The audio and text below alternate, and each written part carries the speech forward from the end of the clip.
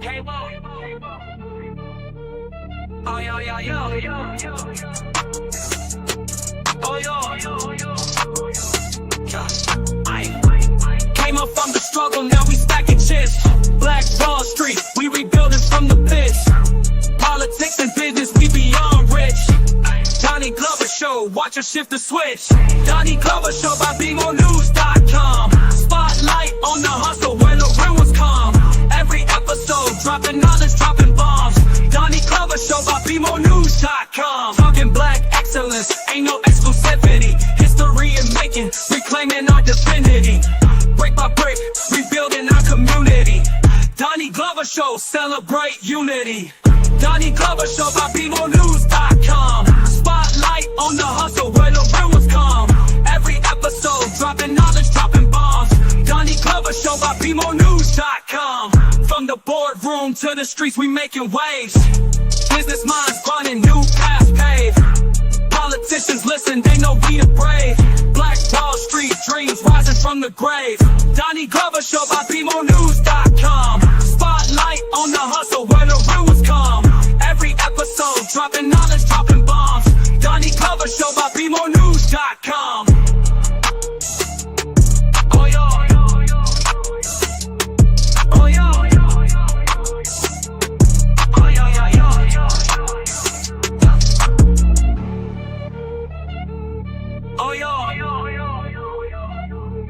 Oh, yo. Oh, yo. Oh, yo. From the boardroom to the streets, we making waves. Business minds grinding, new paths paved. Politicians listen, they know we the brave. Black Wall Street dreams rising from the grave. Donnie Glover Show by BMOnews.com. Spotlight on the hustle where the real ones come. Every episode, dropping knowledge, dropping bombs. Donnie Glover Show by BMOnews.com.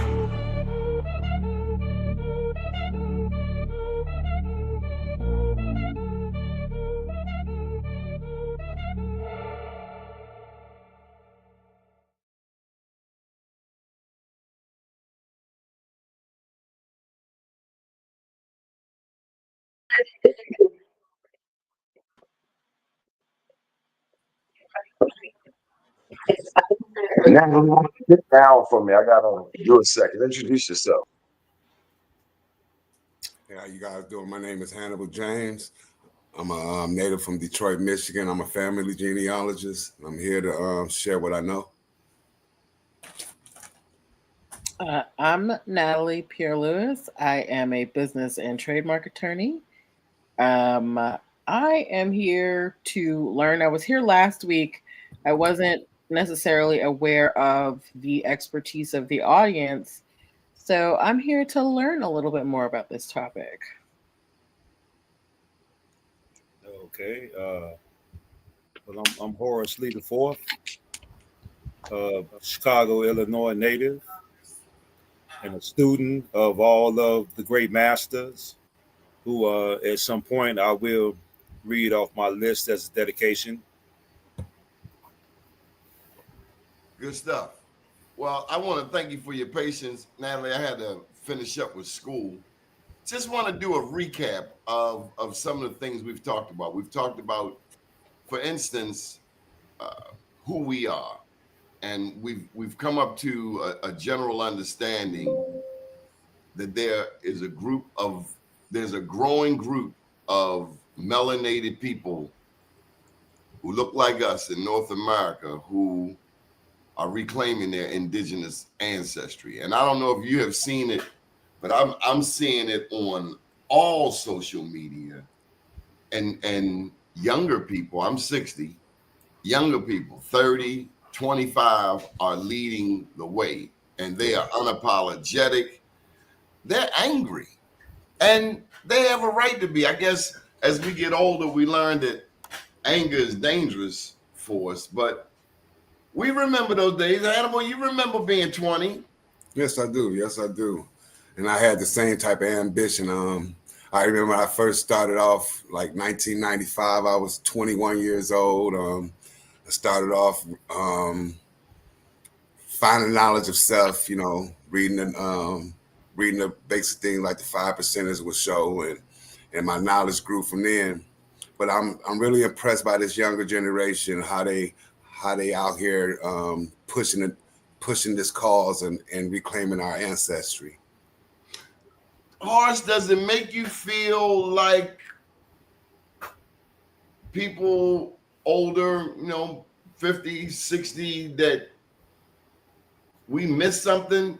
Or is this resurgence, this generation carrying the ball, merely a continuation of your awareness, of Hannibal's awareness, going back years? It's like a snowball effect. Well, to piggyback off your first statement about that anger, the Bible says that oppression will make a wise man mad. And as far as the Honorable Prophet Noble Ali, he said that that children, before the European came here, you were here for thousands of years. So it was going to come a time when we woke up to our placement on this planet, because we have been under a spell, what they call the ghost spell or the gospel. So we have been under that spell for a while, but according to some speakers that I've been checking out here lately, that spell has been broken. So I'm extremely proud of the youth, because they're the future. Mr. Wells, I just hit you with the link. So let me say this. I have met now Hannibal. You're in, where'd you tell me? Mississippi. Detroit. You're in Detroit, Right? You from Detroit? Natalie, you from the DMV? No, I'm originally from Boston, but my family is from Haiti. Okay, and Horace, you Chicago, Chi-Town. Yep, and my grandfather's from Haiti by way of Morgan City, Louisiana. Mm-hmm. Hey, cousin. hey, cuz. You think of the unity. I was in New Orleans, and there's no mistake of the connection, the relationship between Louisiana, Haiti, and they both are, have French influences. Of course, in Haiti they speak French. I would imagine an indigenous languages, or a tribal, a people's language as well. Natalie, I mean, Haitian Creole would be that. It's basically taken everything and then put it, like all of the islands have either their, what do you call that, their patois or their Creole. Haiti has theirs. So I gotta say this, Horace, this lady is a lawyer. Okay. Yes.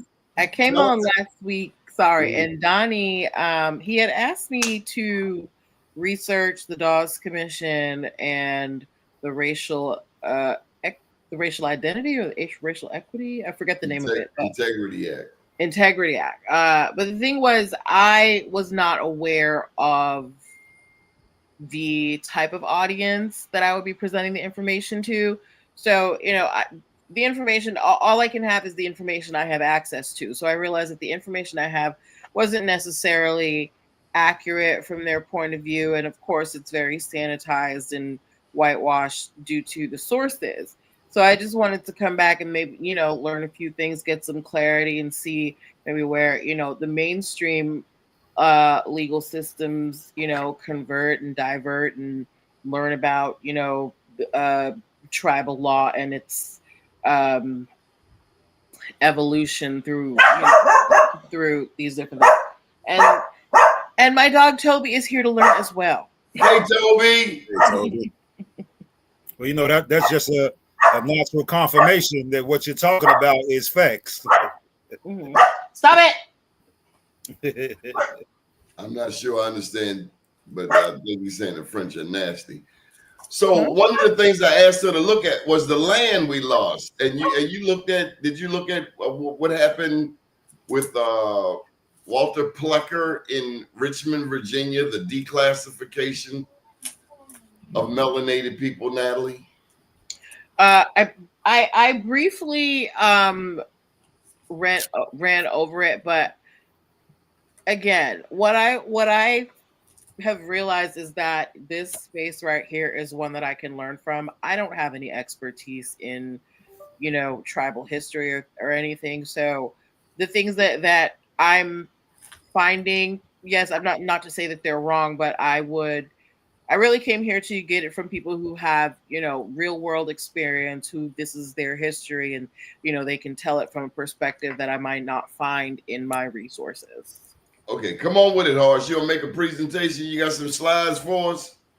Well, I was trying to pull them up over here on this other laptop, but I just had just put together um, it don't nothing want to work right, man, when you need it the most. Well, let me put this to you. Did y'all see the lynching in Mississippi? Yeah, I seen something about it it was on a campus, right? I never even heard of Delta State University in my life. I thought I knew something. I don't know nothing. Have you ever heard of Delta State, Natalie? No, never. Yeah, and they say there's something ironic about the placement of where they hung the person at. Said it's like in the middle of the campus. The middle of the campus, and it's like somewhere towards the presidential council or some things like that. Is that recent? And yes. they want us to feel America is throwing this, oh, don't you feel a certain way for Charlie Kirk? And then, a few days later, a black man is lynched in Mississippi. Mm-hmm. America, we done caught, what's the fastest train out there? The maglev? That's how fast we're going backwards. Wow. Well, I want to say that their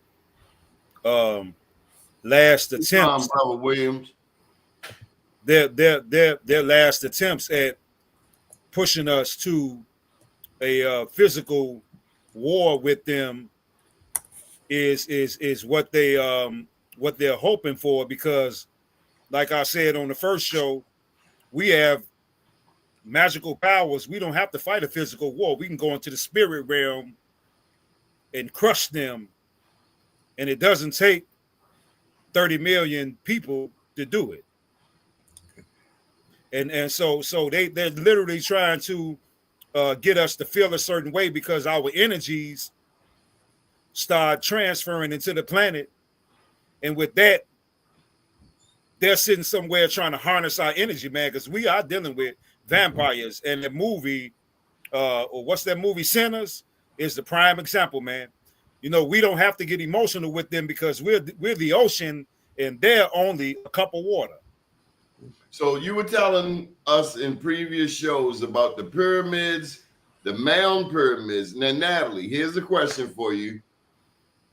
Who has more pyramids, Africa or the Americas? I think we talked about this last week, and I want to say it was the Americas. We came to the conclusion that it was the Americas. By far. Come on with it, Horace. Okay, and Horace will tell you the trash is disconnecting us from the pyramids, from the land, from the universe. What trash is actually bound in our ancestors, and it's also like the pyramid that's in Conley, Georgia, with the tarp on it. They're preventing the information that's coming down from the sun as well as the solar system, because we are literally physically connected to these pyramids, because we have the same DNA or earth substance that these pyramids hold. So some of that dirt that you see in the bathtub is that dirt that you see outside, is that dirt that those pyramids consist of. So we have a hell of a connection to it, and we are the only people with the connection to it.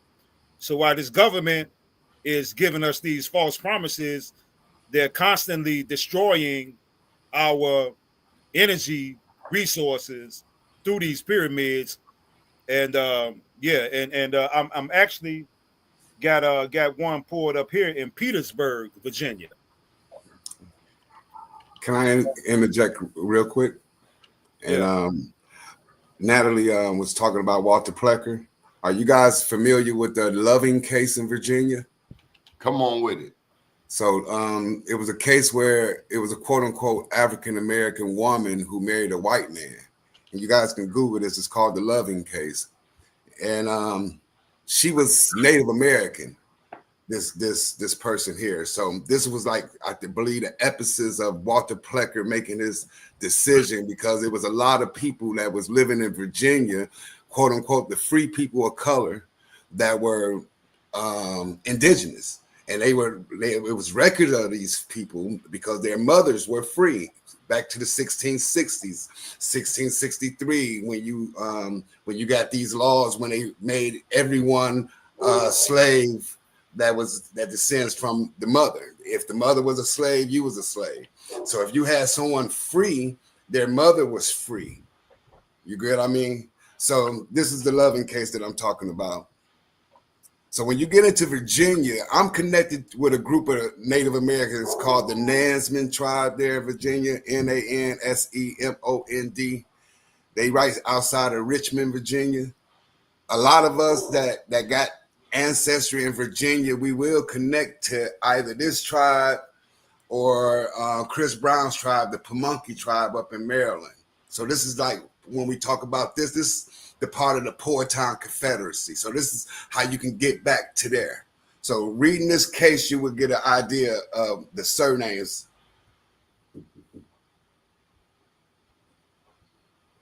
Are you asking me?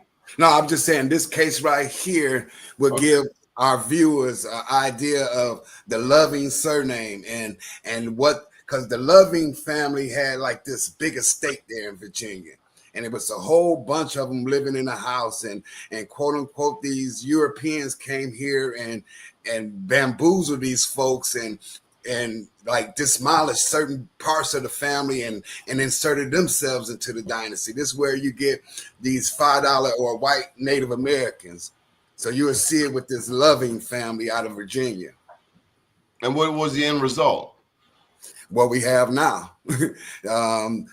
$5 Native American. Let me read you the overview. The Loving case refers to Loving versus Virginia, a landmark 1967 U.S. Supreme Court decision that struck down state laws prohibiting interracial marriage, also known as anti-miscegenation laws. The case involved Richard and Mildred Loving, an interracial couple from Virginia who were arrested for violating the state's marriage law and successfully challenged it. The court unanimously ruled that the Virginia law violated the 14th Amendment, establishing the freedom to marry a person of another race as a fundamental civil right and invalidating similar laws in 15 other states. While we're on that, I just want to bring up a comment that was made earlier to me. And I was watching some social media, I'm guilty, and it talked about the 3/5 of a human being, going back to who we are in this country, how we were looked at. And what the author was saying, the person talking was saying, they said only a savage would feed black babies to alligators. Only a savage would give people blankets with smallpox. Only a savage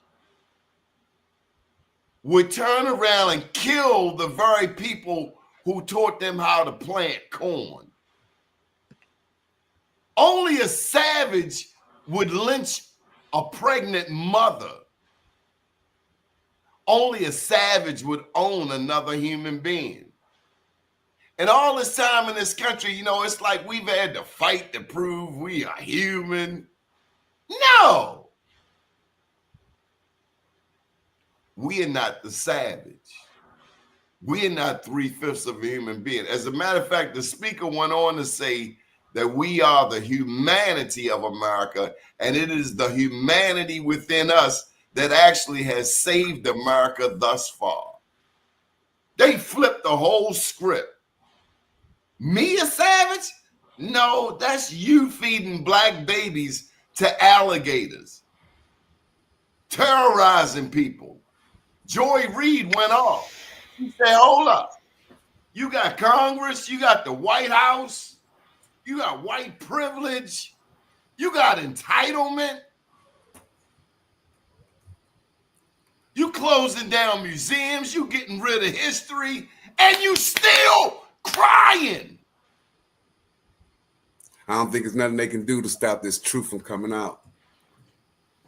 Well, you know that's true, but you know, I was telling the sister Brenda that that I think that I'm going to rename my title as the solutionist, because we already know, for the most part, and we come into remembrance of who we are, but there are literally times for solutions now. Because see, we can keep on for the next decade. Oh man, we was in America first. The pyramids is here.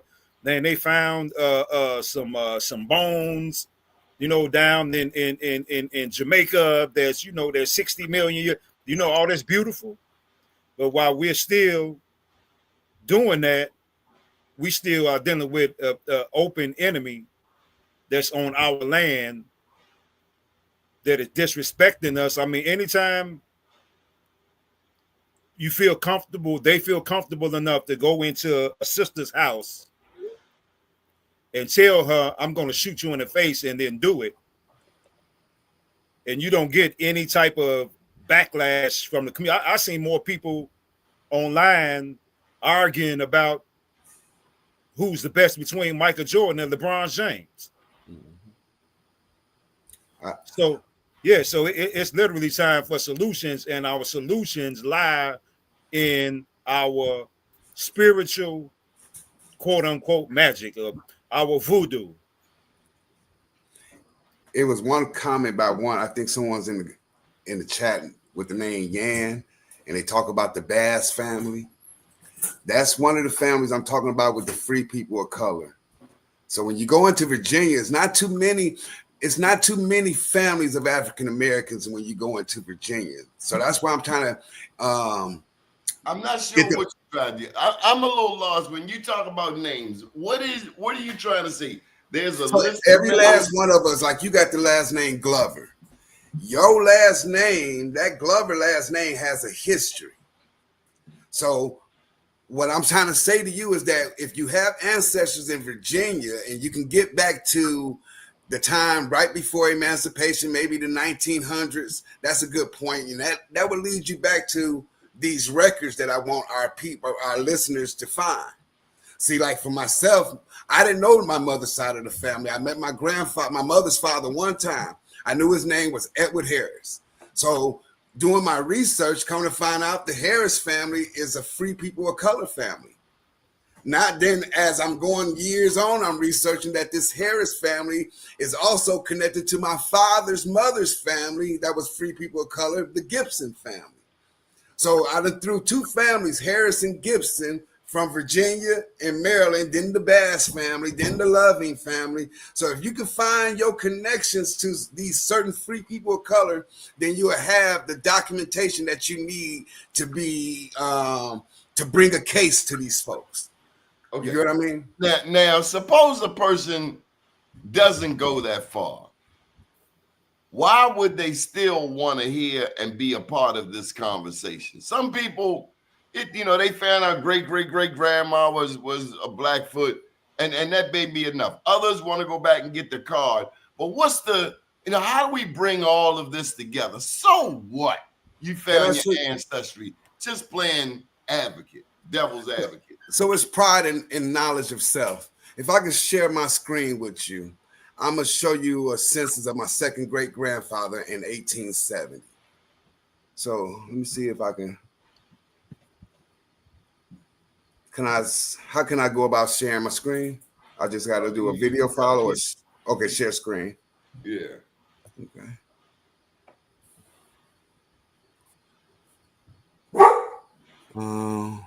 Samoan, I'm going to ask you to be respectful because we about to bump you, bruh. We have a respectful show. Everybody respects here, and these comments getting a little ugly over here. So let's be nice, please. No, why you looking at that, brother? I stopped talking when when you get it together. But what I want to Well, say let's is go that with what we got here. What you got?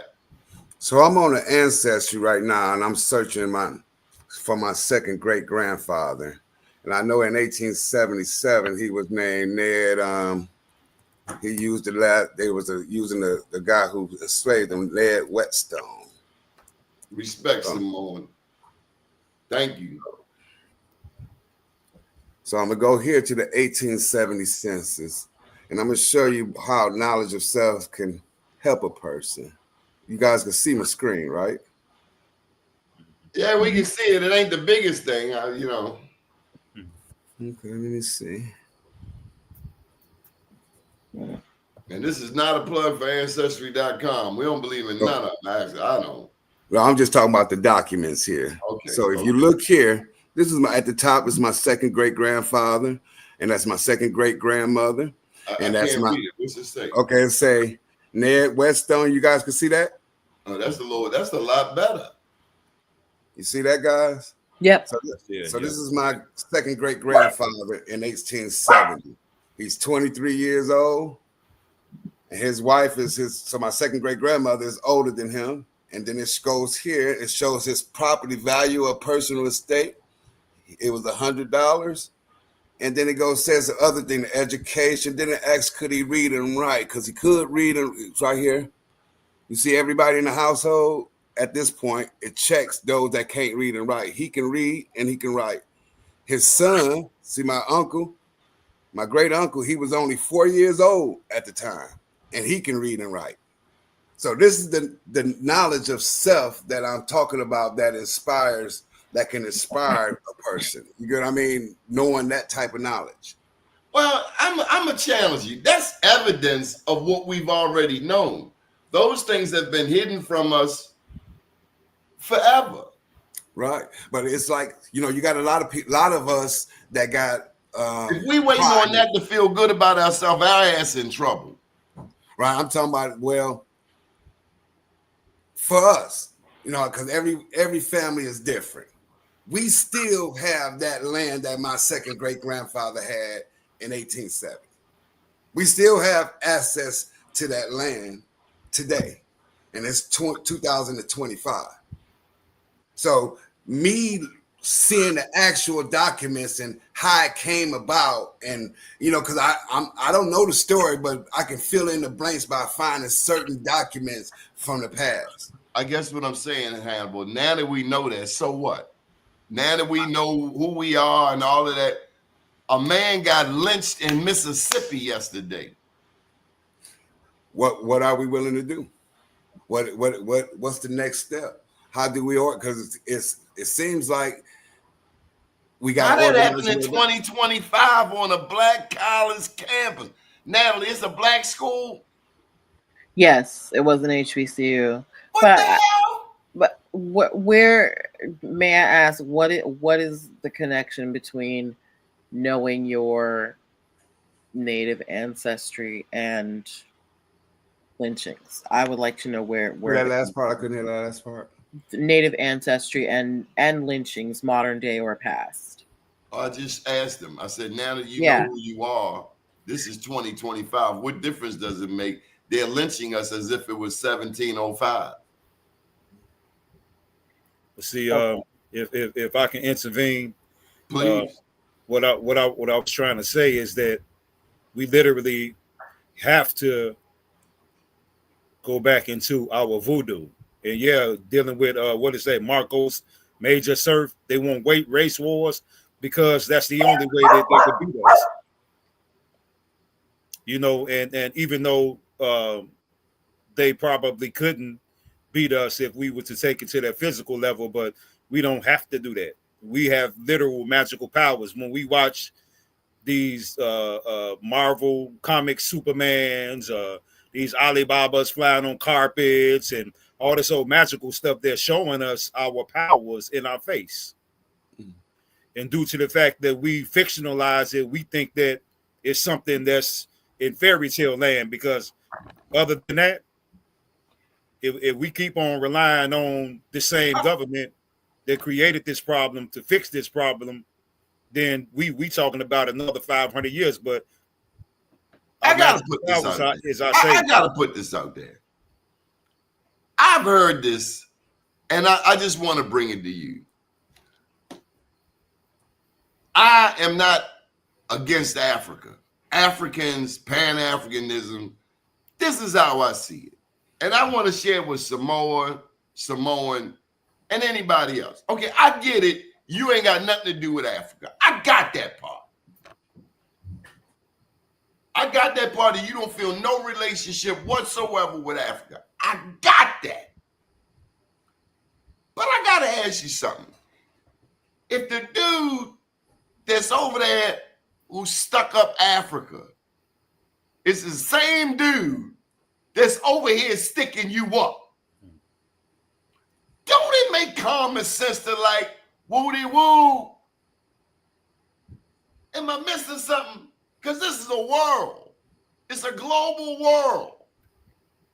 Can we afford to have a purely North American mentality in a global setting? I mean, isn't that a bit archaic? But wasn't that what at least last week I felt that was kind of the argument that was being made? And I don't agree with it. Damn it, I want to be connected to my people all over the planet, not just on Turtle Island.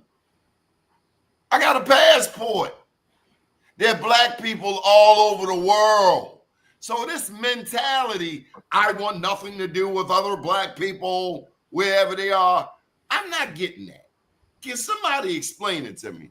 Well, see, I think that what a lot of the people argument here is that you got all of these people that look like us that come from all parts of the planet, and they mimic our swag, our culture. They love everything about us, but at the same time, they try to defame our characters because of whatever, whether or not they have been coerced into thinking like that by the government, or they see a guy walking down the street with his pants down to his kneecaps. And then they get these stereotypical ideas in their brain. So I think that that's where the disconnection comes in at. But I got people from Africa, in Africa, and like, look at Ibrahim Traore, man, that's my man. PLO Lumumba is my man. Dr. Arikana, Julius Malema. I love those people. So they got this thing right here. They say we have to do it for ourselves. Yeah. So many lies. We didn't help the whole world. Now we got to help ourselves. I'm saying, are we international? I thought I was a citizen of the world. You're organic. Is my whole existence tied purely to North America? No. Is that to say I can't move to Mexico, to Russia if I felt that goofy? Well, see, we do have people on this planet that hate us for whatever reason. They hate us. And I think that the government has made them hate us because we're the only people, like Muhammad Ali said. He said that he tried to go into a restaurant and the dude, the white person, denied him entrance into the restaurant, but he let the African guy in and said that, oh, he's not one of them. I believe some more. I'm trying to follow your lies going. He says, you can't be everywhere. In fact, you have no idea of what separates West Africa to North Africa, do you? So see, this is why we get ready to bump you some more, because rather than be helpful, you want to come with the mindset that I know something that you don't know, and nobody that we can't. This is a learning environment, and that's what you miss. No. I was just trying to add that I think that here in the time we've been here, so many lies been told that we don't know what to believe. That the connection to Africa or having African ancestors. Nowadays, a lot of people don't believe that. They don't believe that it was Africans that came to the Americas on ships. They don't believe that the story that's been told, but it's truth to this. It's not straightforward as people think. And that's why I'm a proponent on knowing where you come from, so you can actually find the document. So you won't be making no conjectures or making a conjecture on a collective when you can actually pinpoint your people. Well, I mean, it's a beautiful thing, man, to know that. But I think that the overall understanding is that we are organic to the planet. And like the sister was saying, dealing with the biblical references of Hebrew Israelites and Judah, it's a bloodline, a blood type. And that blood type is that blood type is the vibranium of the planet. Right. And it's like with the surnames, that's what I agree with you totally. And then that surnames would connect, I believe, to them bloodlines. You would have some information about these bloodlines because it is power in last names, like the last name Lewis, the last name Stewart. These are your whether you're black or you're royal, because King James was a steward. You know what I'm saying? And he had a black mama, and she was a steward. So if you have African Americans with the name Stewart, you get what I mean? They got them connections there. So this is I go back. Know yourself. Know the history of the collective, because now you can actually see what happened. You get what I mean? You're a part in it all. Yeah, well, I think that we think that because people have black skin that they're us. Right. That's not true, man. All skin is not kin. Like I say, the first colonizers that came here were probably blacker than us, hair nappier than ours. But our power, I don't think lies in, it's a beautiful thing to know where we come from and the bloodline and the surnames, etc. And I don't disagree with that. But like I said, our power lies in our voodoo. Our power lies in our magic, in our spiritual magic. Praying, the word pray in itself, it's a predatory language, defined in one word. That's not how we do it, man. We literally have to go back into what our ancestors knew, how to talk to the ancestors, how to deal with the elements, how to deal with Mother Nature, the earth itself, because we're dealing with alchemists and a priesthood that know these sciences, and they continuously doing everything in the book to keep us in left field, away from our real sign. We want to pray to a god that they brought over here from Europe, or we want to bow down to a god that comes from Arabia. That's not our thing. And like I keep saying over and over, we keep on doing the same things and expecting different results. That's classified as insane.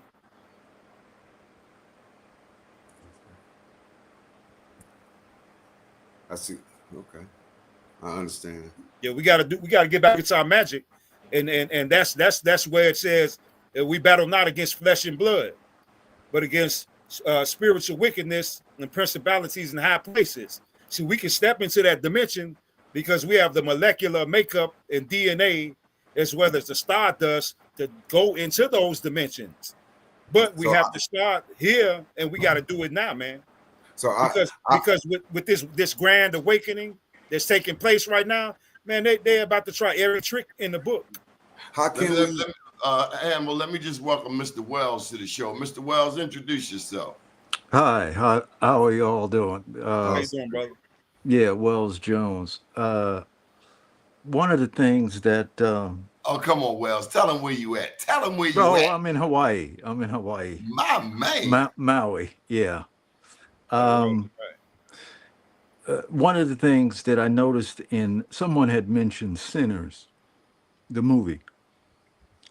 And there was one scene, many scenes, but one scene in there that really, I think, addresses this question.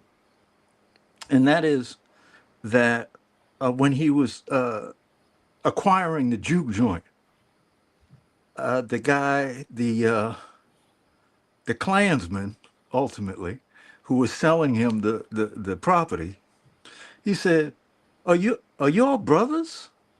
They're now cousins. He said, are you brothers? And then he said, no, we just cousins. Hmm. Right? So I've been gifted to be able to travel around the world and this, that, and the other. Mm. And the only place where I've been that the people look like us, okay, is Africa. Okay. So I would say they are cousins. They ain't us, clearly, but they are our cousins. So we are clearly related, right? But we're here now. Simone, you're Here. being real disrespectful, bro. And I can't take no more. You there, got to there, go. there's something really important about us being here. Okay? Because at this time, this evolution, this planetary trip that we're on, okay, we're here. Okay? Now, in terms of the relationship to colonialism, colonialism is always about land. Okay? So these evil ones want to always separate you from your land. Okay? So all of us, our people is from here, been here, and will remain here. Now, the other brother who was speaking on the science, okay, of voodoo, okay. See, And I understand that in Black Power. you can replace the word voodoo with our spirituality. That's True all it indeed. is. Okay. True indeed. And True indeed. we have, just like any other, whether it be Tibetan or whatever, we have our rituals and our understanding of the invisible world and our ancestors. It's incumbent on us to connect as much as we can with that, because that's who we are. That's what we do. Okay? It's not when we wear feathers or whatever, it's not like we are praying or we are saying that that is the all encompassing God. It represents a symbol of the energy, True indeed. True okay? indeed. Of the energy that we can access. Why? Because we come from the land, right?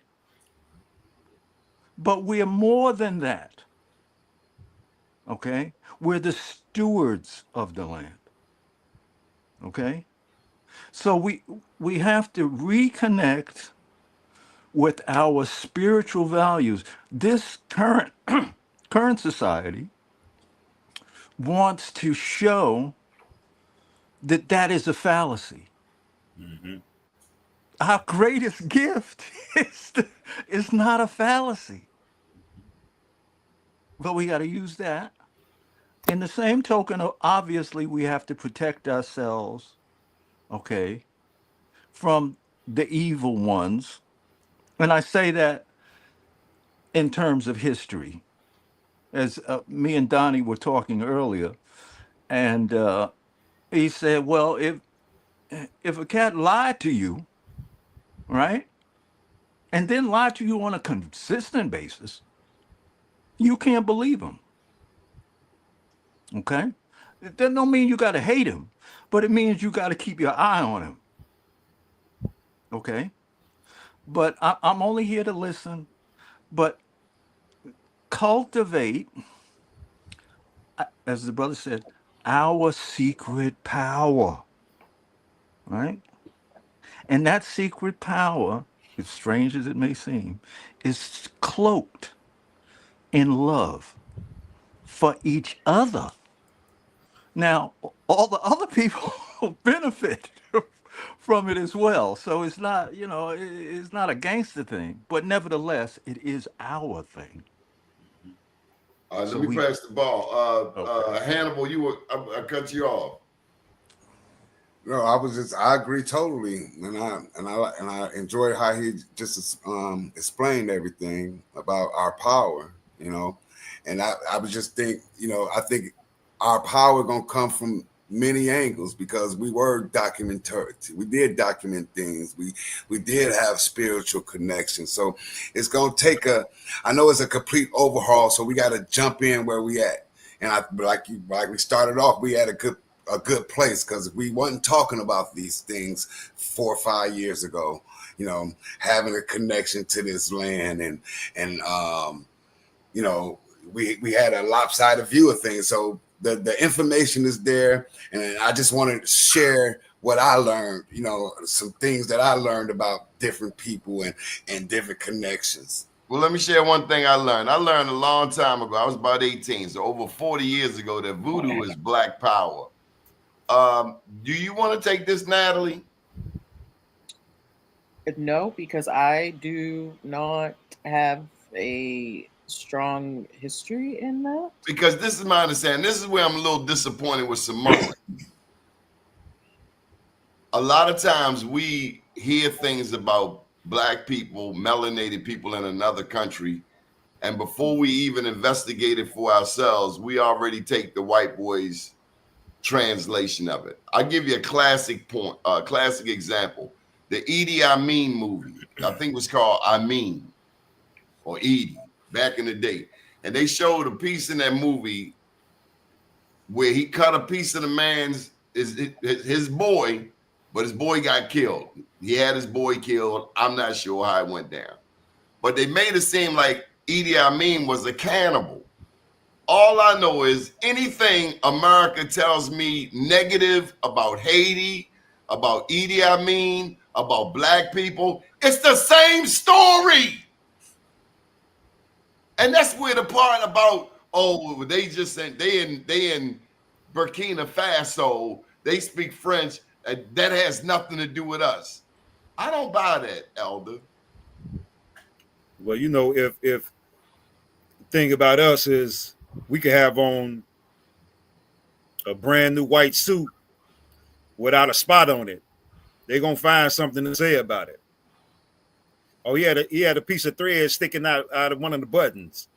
All I ever heard about voodoo is always gonna be something. Come on, Andy. What is voodoo? Voodoo is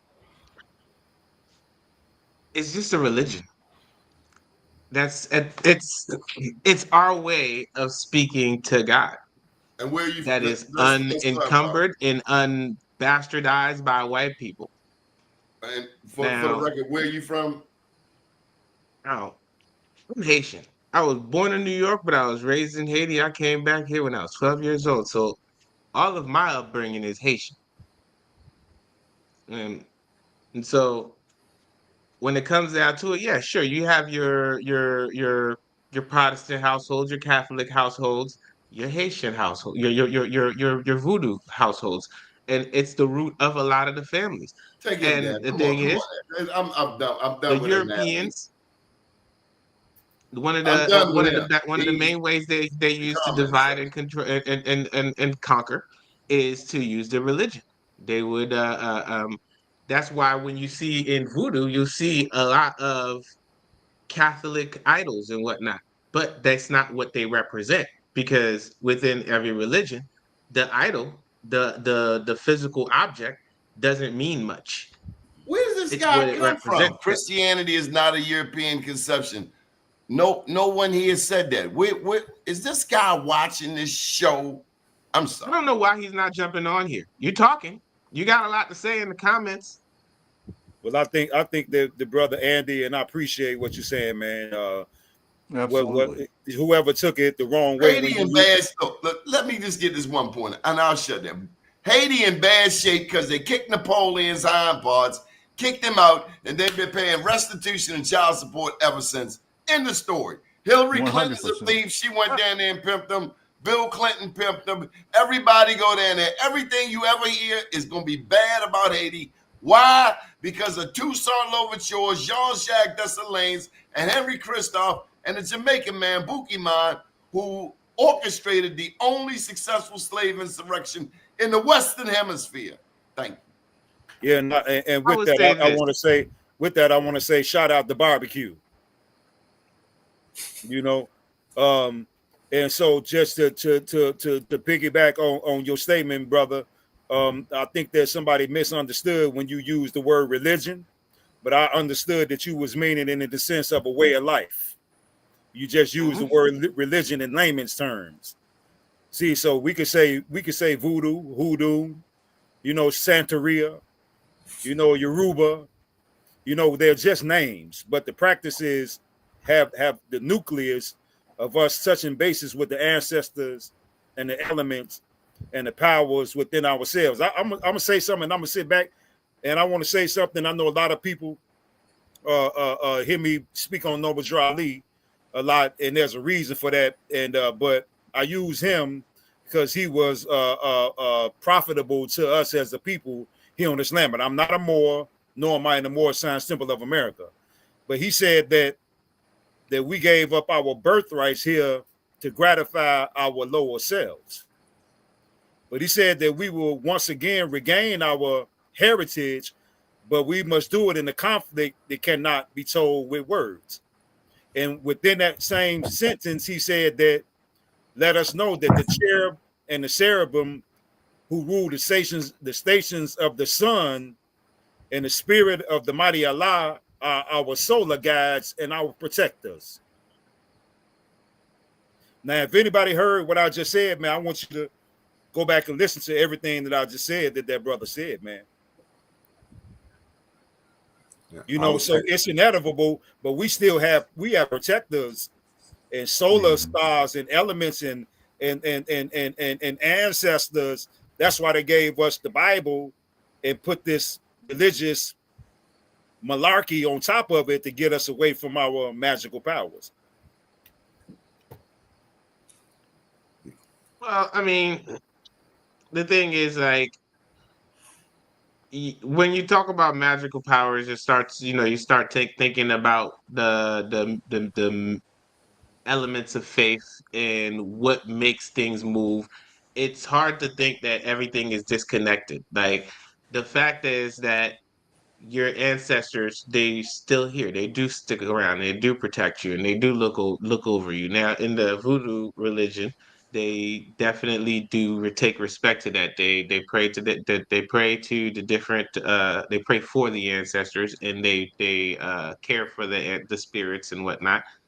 um and Yeah, and to speak to what you were saying is that, by introducing this foreign religion, this Christianity, because the thing is, maybe the dude said that Christianity is from the Middle East, but I would argue that Christianity, as we know it, is a European concoction. I don't know what Christianity was intended to be when they first came up with it back in those days, but that's not what we have here today. It's not what has ever been used as. It's always been used as a weapon to control populations. And so when you take it, when they took Christianity and brought it into Black communities and used it to separate the Black families from their ancestral roots, they're talking about, like, even in Haiti right now, you have this division along the lines of, your Christians who are like, oh no, we don't mess with the voodoo people. And then within the Christians, they're like, we're Catholic, we don't mess with the Protestants. And it's like all of these divisions and subdivisions that keep the country from coming together, so everybody sees each other as an enemy. And then on top of that, then you have the classism. Your 1% who has everything, and then everybody else just struggling. You got your people who the working class, they're waiting 6 months for a paycheck. And the crazy part about it is they work for the government. But all of this is by design. It's by design because if a country like Haiti were to turn around and thrive and turn around and rise and become a budgeting country, that would make that. Can you imagine what Africa would look like had Haiti just been on pace and never been interfered with by France and everybody else? Like,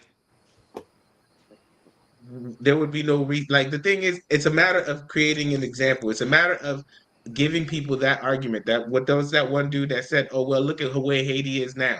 Yes, they would never be able to say that without white interference. If it wasn't for constant, consistent white and foreign interference in the Haiti's progress, nobody would ever be able to say, well, look at Haiti, look at the state that they're in, because we'd be doing great.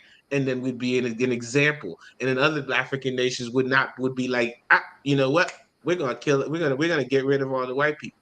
I mean, well, there's only one people on the planet who is not indigenous to anywhere. Mm-hmm. And we well aware who, but hey, I want to show you if anybody could, I guess you can't see it, but no, you can't see it, man. You got to turn your background off if you want us to see. Is that what it is? Well, no, I share it. I put it up on my screen, but that's my grandfather, my uncle, man, the Haitian.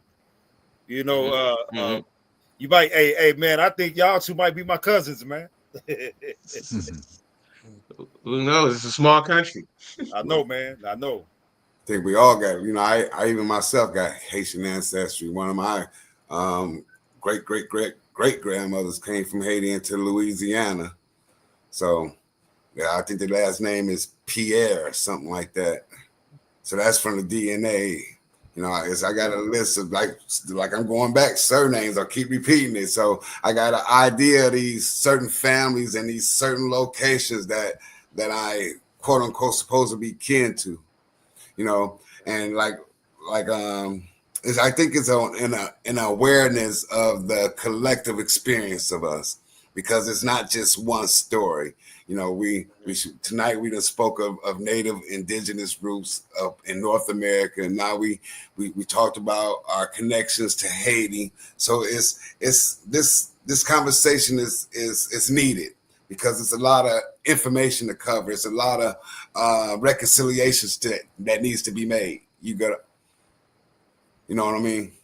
So I'm gonna pass it to someone else to elaborate at it. So how do we take this ambition that this young generation is showing us as the elders, and how can we take this information of knowledge that we have as the panel, and I see some of the comments of some of the people that's listening, how can we I know it won't be a complete idea, how can we start something? How can we get a movement initiated, where we don't exclude anyone, because it is mechanisms in place to separate us. Mr. Wells? Well, What you think, Mr. The thing Wells? is, Go ahead, brother. when it comes down to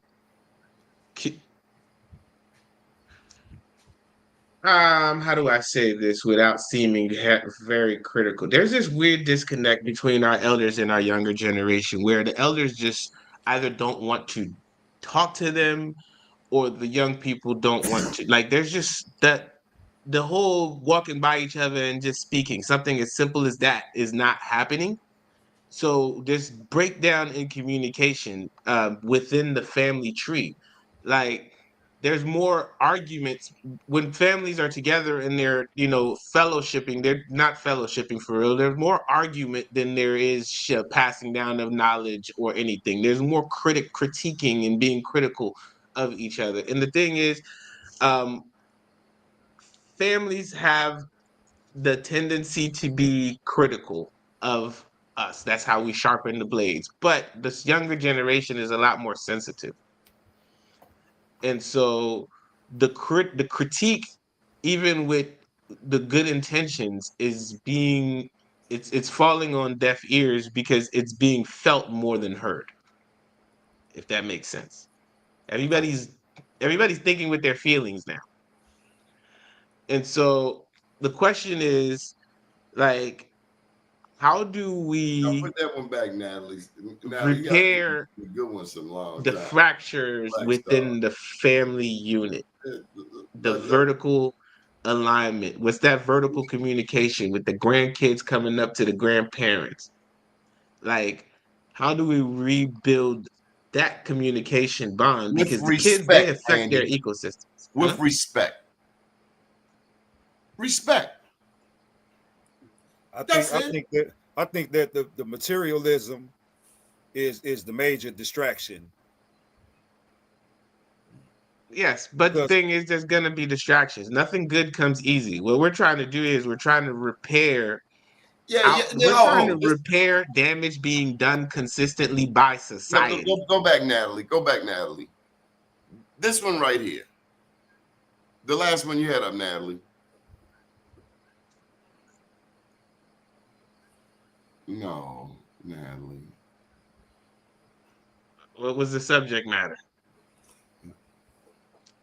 So we just gotta. We keep getting divided. And somebody, she put up something about the younger people. They feel separated from the elders. They need the wisdom. Okay, so I don't know. That's why I went to Mr. Wells. You're the elder. Now I grew up after school in elementary school, second, third grade. I had to go to grandma's house. Mhm. Every Monday at 4 p.m., Mr. James came knocking on the door.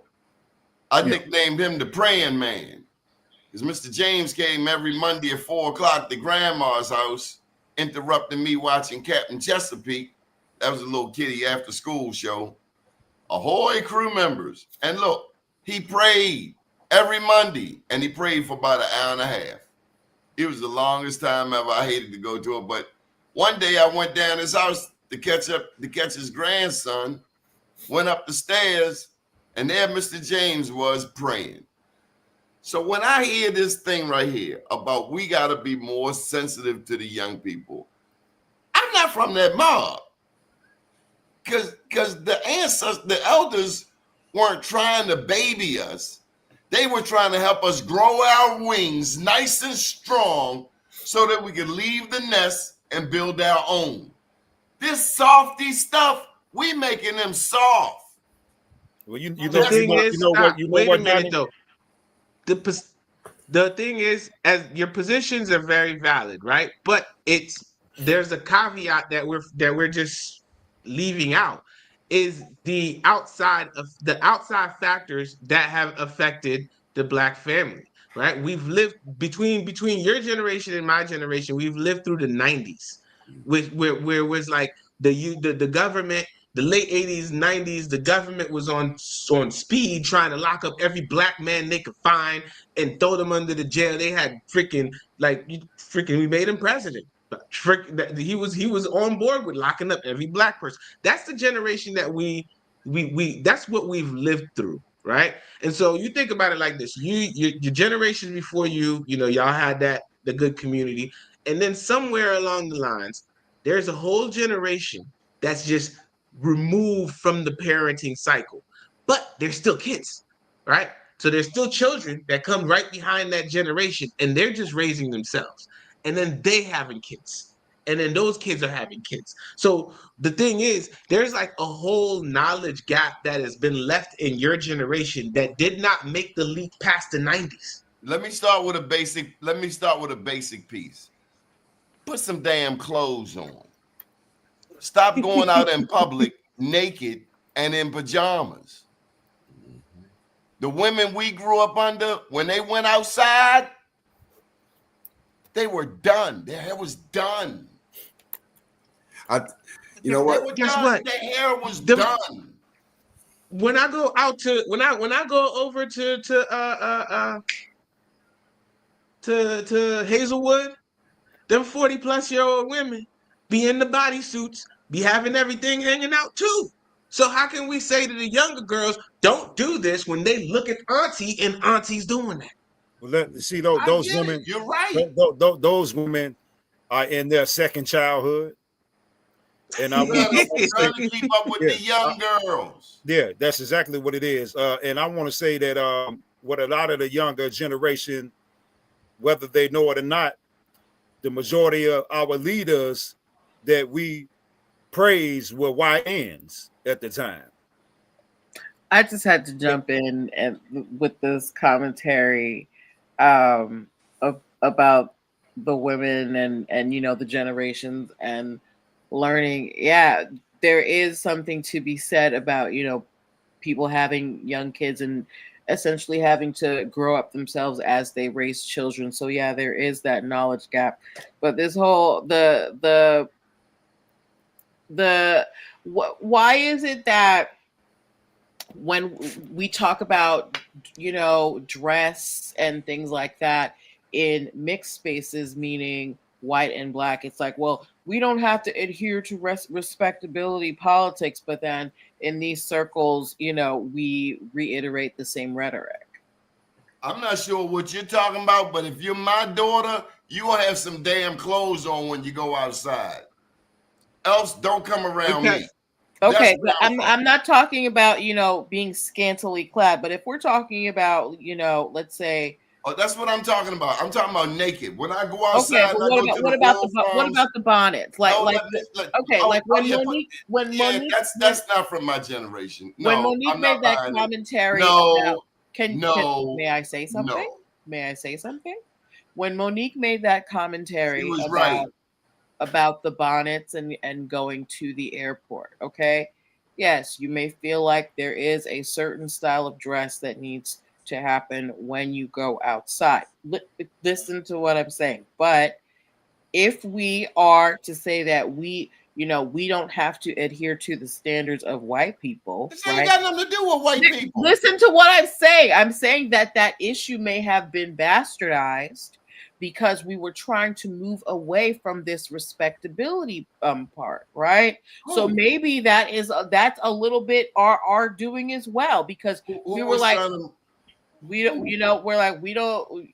not doing this for the white gays. We're doing this for, we're dressing because this is black culture. No, I'm dressing like that because my father dressed like that. My sister dressed like that because my mother dressed like that. Mm-hmm. Are the younger folks rebelling by doing these things, dressing the way, getting this response from us? I don't know, but when you got tattoos all over the face, you probably won't be the next president.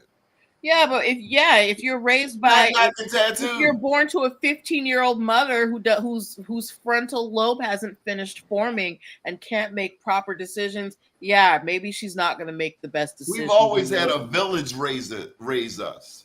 It wasn't just your mother and your father. They were outside members. So if you're asking what happened to our village is in the middle of collapse, bombarded by social media. Well, a lot of people, a lot of the pillars of the village are also locked up or dead. We got to remember that. The 70s generation was the generation that the experimentation took place on, because we were a product of the people from the 40s, the 50s, and the 60s, and those particular nuclear families, as well as communities, and there wasn't no softies. And so the 70s generation is the ones who they brought the cocaine down into the poor communities that they had povertized.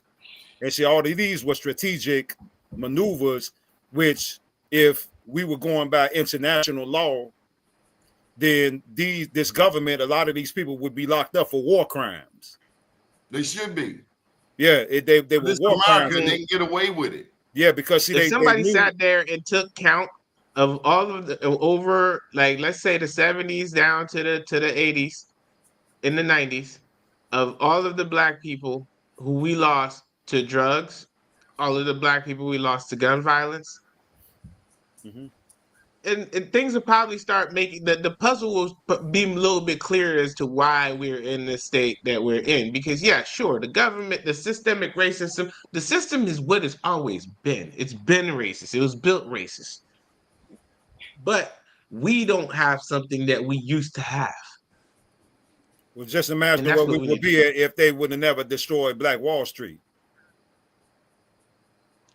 See, so every time or the people in Lenore or Durham, North Carolina, or Rosewood, see, these were strategic because they know that if they leave us alone, we'll have this mother looking like Wakanda in less than a decade. Okay, so now, Natalie, I got the chat. Okay, you barred. I got the chat. Okay. So there's another element, I think, that we have to look at. And so Danny was talking about him growing up in the morals and the relationship of the people. However, now we're in a different age, right? Now, the seeds of that was back when Danny's talking about. However, the destruction of that, okay, and it's the artificial as opposed to the natural, okay. Now, back in the day, there was a thing called TV dinners, right? And I think Swanson would make it, right? And it was an easy, convenient way to eat while you were what? Watching TV. Well, back then there was what? 8 channels, 10 channels? Now there's 80,000 channels. Okay? So, what I have observed from traveling in Atlanta, New York, whatever, everybody's addicted to these devices, social media. Okay? That's where they go to see this reflection that they try to be. Right? And you got people older, 50, 60, they watching it too. Okay? So what I'm saying is the whole thing seems to be quite overwhelming. Right? So when things are so overwhelming physically, you have to access something spiritually or invisible to address that. And that's our, actually, ironically enough, that is our way. That is our way. So we have to spend time to research that. Whether it is a sweat lodge, whether it is the, the, uh, the knowledge of the proper herbs, okay? To commute, because we have to be honest. This is an overwhelming situation. So we have to acquire, like the brother said, our special powers that are not material in that sense. They can bring materials, but the core of it is connecting with the invisible world, which would be what? Where the ancestors are in the first place. Okay? The land, okay? Our connection to the land, that's why what Donnie is doing here, bringing us together, is so important because we got to also get back on the land. Okay? We got to come together, bring our resources together, get the land, okay? And get our spiritual sense back because that's where the real magic is, where we can do something. There is an herb that comes out of Gabon called aboga. Aboga has the qualities to reverse the drug problem. What is it called? People, aboga, How you spell that? ABOGA? or yeah, aboga or ibogaine. Okay, this is a medicine that people who have been strung out on heroin for 50 years take it once or twice and they no longer are addicted to heroin. Okay, once again, from where? Nature, the land. So you have to see that there's an overwhelming vibration to take us into the artificial, but we're natural. We got to get back to that. Okay. Even the Constitution is artificial Constitution as opposed to the organic Correct. Constitution. Correct. And I wanted, man, hey brother, I really appreciate your wisdom, what you're saying right now, because it solidifies, my studies over the years as well as my upbringing from my grandfather and my great grandmother. And it's one thing about it. You saying our connection to the land.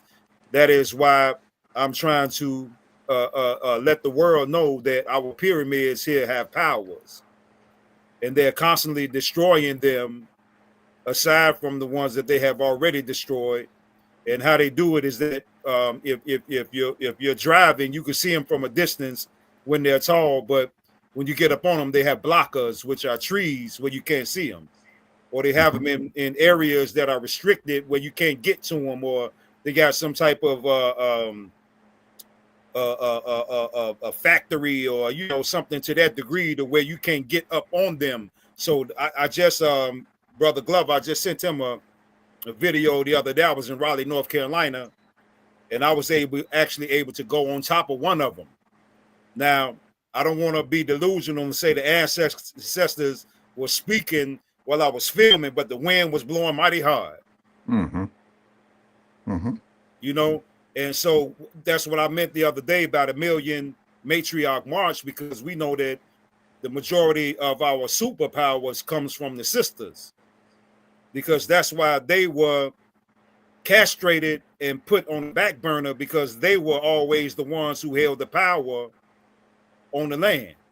So now if we can get that million matriarch march and get these sisters to go to these pyramids, to these mounds, because man, I got them right here. I got one in Petersburg, Virginia. And it's one thing that I noticed, that they have some of them in different states had the same shapes to them, and they shaped like spaceships. I'm gonna share this with you, Brother Glover. When we get offline, I'll email it to you. But we literally, man, have to pay attention of what they're doing to the land, because our connection to these pyramids and to these mounds is astronomical, man. But we're focusing on other things when that land is where our power lies at, and our magic, our voodoo, our Yoruba, whatever you want to call it, our Wicca, what they call pagan, witchcraft. They villainize these words when these are actual words that really describe our powers that we have, and we're not utilizing them, man. And I'm trying my best, man, to bring this to the people and show them where these pyramids are. They're everywhere, brother. And yeah, they're everywhere, man. I don't mean to sound ghetto, but I am from the wild hundreds. But have you ever been to somebody's house that has roaches, and it's a lot of them? And you might be standing in the same spot, but you best believe if you turn this way, you're gonna step on a roach. There's one crawling right there. That's how the mounds and pyramids are right here in America. I got something for you, cousin. Hold tight.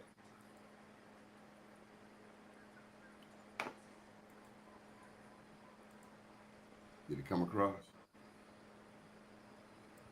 What did I do wrong?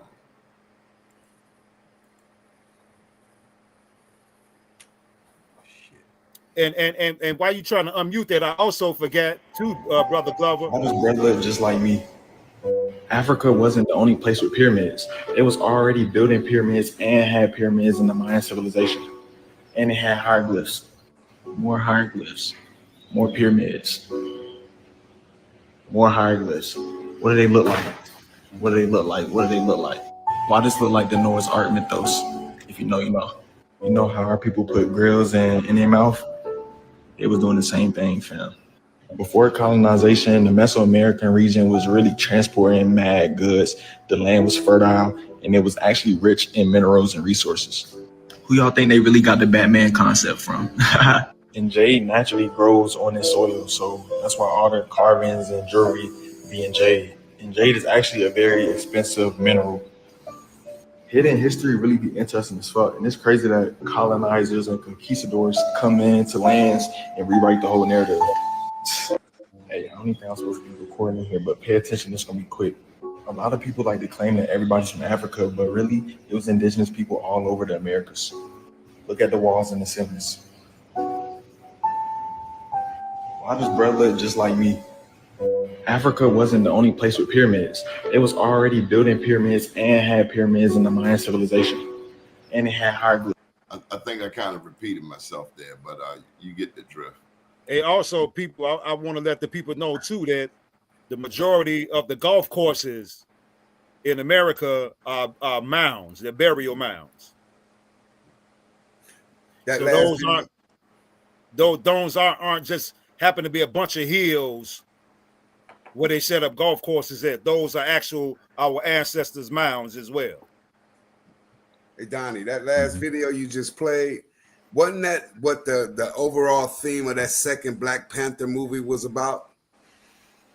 Remember you remember they brought the Quetzalcoatl, the other ones that had the wings on the feet, the quote unquote Mayans, and they was with the Africans with the vibranium. I think that's what they was trying to show, the connections between the Mayans and the natives. And in that video, he said one thing that caught my attention. He said the natives was wearing grills.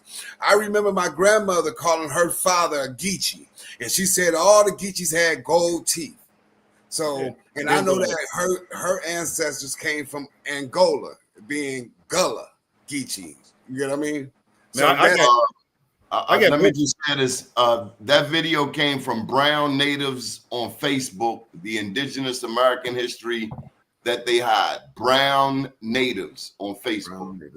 Okay, I'm gonna copy a few pictures. I got so many books I got to dig in them, but I got pictures in the books of the people that were in Mexico. They are statues, and man, when I'm talking about flossing, I'm talking about earrings, necklaces, bracelets. You see what I'm saying? Crowns with the feathers. I mean, they was draped out. They was dripping, man. I mean, and I'm like, damn, man, these people are so. It's in our nature to do these things. You know, why are we more critical of voodoo than we are of Christianity? Because of the colonizers. Now, this guy went all the way in on voodoo, and all I ever heard voodoo to be was something of the people, something that the people used to get their slave master cat off their neck. Well, if we knew voodoo right now, we wouldn't even be here right now. Now, one of the things is this. Where would we be? We would be somewhere living swell. One of the things is this really important, is that when you have a colonizer and they come and they take over your land, right? It's crucial to slow down and look specifically at what they took from you. Okay? Knowledge of self. So, in Hawaii, one of the things, is they didn't want the people to walk barefoot. They wanted them to put on shoes. Disconnect them from the land. Disconnect them from so much that they put razor blades on the sidewalk so they could, so they take your language, they take your ritual, your ritual is related to your music, which is related to your health, so even for the people that don't have personal land, whatever, acreage or whatever, you can take off your shoes and walk on some land in a park. It will help you. You have to look at what they deemed important. So let me tell these younger people, Natalie and Andy, I'm sorry that we didn't give y'all love music. I'm sorry we didn't give y'all some Marvin Gaye, some Luther Vandross, some Anita Baker. I'm sorry we didn't give you Curtis Mayfield. So you got to go home and listen to some Marvin Gaye tonight. That's the best thing I can tell you. All night. They switched it when they changed the frequency of the music to 440 degrees hertz. So they knew what they were doing when they did that, because everything vibrates. which means that everything has a tone, which is music. So the music controls the whole planet as well as the galaxies and the cosmos. So as long as they can artificialize the music, they can keep the frequencies low. And I'm under the assumption now with some of these crazy youngins that's going on, man, that they're allowing certain spirits to come in on a negative level to incarnate into the flesh through these frequencies. But everything is about, and I use the word magic loosely, that I don't mean it in the sense that people think that I mean it in. But we, man, our magical powers, man, but our mounds, our pyramids, and like I say, man, they busted up these rock quarries. You know, pay attention the next time you're driving along the highway and it's flat land, but you got a body of water in flat land. But when you start seeing some of the mounds around, these are mounds that they dig up and they put water in them. And you don't even know that before that water was there, it was a whole mound there. Mm-hmm. So they constantly destroying our connection. Yeah. Your thing is they've been covering our pyramids up, our mound pyramids up with trash, making them dumps, further contaminating our ancestors' souls and our further disconnecting us from our ancestors. Yes, sir. Remember Bobby Hemmett said that there's some people was saying that those the 4 little girls that got blew up in the church in Alabama said that the people were riding past the church and could see the little girls in the window. So they had to go there and do a ritual in order to release their spirits from there. So while we and if anybody's familiar with Carlos Castaneda, I know you are, Brother Wells. Mm-hmm. If you know in his sciences in the books that the seers were able to defy death. So they were no longer here physically, but they were here spiritually. So they would go to these locations where those ancestors were. And remember, Benito, who was the apprentice, he was afraid because the ancestors was moving around. And the more he got afraid, the stronger they became. And that's when Don Juan told him, look, man, just calm down and relax. They're not your enemies. So our ancestors, they're still here. Absolutely. So have any, when I was listening to Brother Wells, he was like, put our feet on the grass. I did that before. I started growing my own garden and just simple as putting plants in 5-gallon buckets in front of the house. Did you walk naked? Did you walk barefoot in the grass? Yes, I did. I was able to notice that the grass is alive, and the grass blades would actually move when you get close to them. If you get on the ground and approach it like this, it would actually move out the way. Well, I live in West Baltimore, and I better wear some shoes when I walk on the grass. Dogs, and I know that's right. I know that's right. Yeah, most definitely. But yeah, man. Brother, what's your name, brother? Wells. Let me say this. Let me say this. Now, it's tricky because my mother from New Orleans, right? She was a devout Christian. Okay, she was raised Catholic, and then she switched over when she married my father, who was Methodist.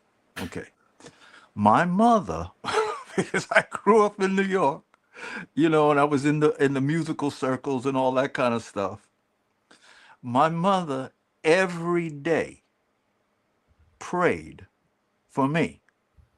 She would wait for me to come home. I'd go upstairs, and there was my mother on her knees praying. Okay, now what I'm saying is in intention of deep love and intention can transform, okay, a religion. Okay, so I don't want to knock anybody who's into that, okay? If that intention is pure, I'm just suggesting to expand and see what your other people historically used for that same purpose, and it may intensify you even more. That's all I'm saying.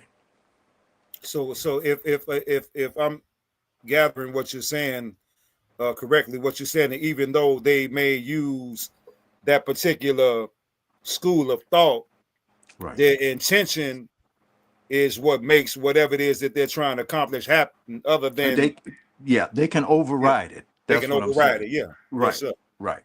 Right. Yes, sir. But like I was telling the brother Glover the other day, when it boils down to it, we created Christianity in the first place. Mm. But our form of Christianity always consisted of the father, the mother, and the son. We didn't take the female out of the equation because she was the nucleus of the household, or what they say, the matriarch. Because we ain't on that artificial bullshit, yo. That's the That's what it is. bottom line. That's what it is. Yeah, absolutely. Family, I want to thank you all for joining us. Any burning desires? Anything you got to say before we get up out of here? Well, I Well, want one thing is, to do my Brother honor Hawk, list before I go. You got to unmute yourself, Natalie. I just wanted to say that this was a very enlightening conversation. I heard a lot of perspectives that I hadn't heard before. And, I thank you guys for sharing your knowledge and expertise. And I'd also invite you guys to join me Tuesday nights at 7 p.m., where I share my expertise teaching business and legal concepts using pop culture and celebrity news on my YouTube channel. Hannibal. Well, this was an eye-opening experience. I'm thankful for being here. I learned a lot, from everybody. I would like to. I will be there Tuesday to see the legal part and understand everything and be willing to share. Until next time, friends. Good stuff. Horace? Yeah, I got to give out my honors list right quick. Prophet Noble Ali, Queen Neitha, who defeated 5 invading Europeans in Chicago, Illinois, the most honorable Empress Verdiasi, the honorable Elijah Muhammad, Malcolm X, Dr. Khalid Abdul Muhammad, the Taj Tariq Bey, and Dr. G, the honorable Dr. Claude Anderson, Francis C. Wilson, Dr. Ari Khanna, Sister Sarazad Ali, Chief Warhorse, Mama T, Vicky Dillard, Sister Myra, Dr. Joy DeGru, Professor Plo Lumumba, C. Freeman L, Che Guevara, Malachi York, Omali Yeshazali, Julius Malema, President Ibrahim Traore, Bobby Hemmett, Phil Valentine, Nellie Fuller, Fred Hampton, Ivan Van Sertum, Dr. Beard, and Dr. Henry, Minister Farrakhan, Anthony Browder, Dr. Booker T. Coleman, Professor James Small, and a sister on YouTube whose name is LaChris. Man, she's been doing some amazing work, man. Rod Hayes, Billy Carson, 19 Keys, Dane Calloway, and Karimo Hua. Hey, man, your list getting longer and longer. I'm just letting you know. It's all good. I'm shorten it up then, man. No, I ain't getting in your way. I'm trying to get all my blessings. Yes, sir. Yes, sir. Mr. Wells. Okay, so this is what my last words here is that Donnie has utilized the technology to help bring us together. Okay, and I want to tell you all, I love you so much. Love you too, bro. I really, really, really love you so much. And you have all the blessings all that I can muster up from my line, my people, from Arkansas to New Orleans. You mean a lot, and know that. How are you, Mr. Wells? Really know a lot. 7-0. You really mean a lot. And be touched. Be touched. Be touched. Because you're really special. We all are. Thank you, brother. And the feeling is reciprocated as well. Absolutely. We'll Absolutely. be back Thursday, 8 p.m. Excellent. Hope you will Hotel. join us. Good, good. Much Peace. love and respect. Natalie, thank you for hanging in there, being the only lady on the panel. You held your own. You muted. You muted. You muted. You muted. I said, you guys pivoted a lot, but I'll be ready next time. Don't worry.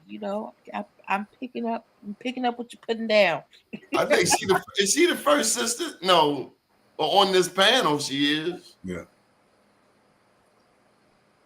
All right. Well, I will bid you all adieu. Good deal. Good All evening, world. Thank you for joining us. All right. All right, brother.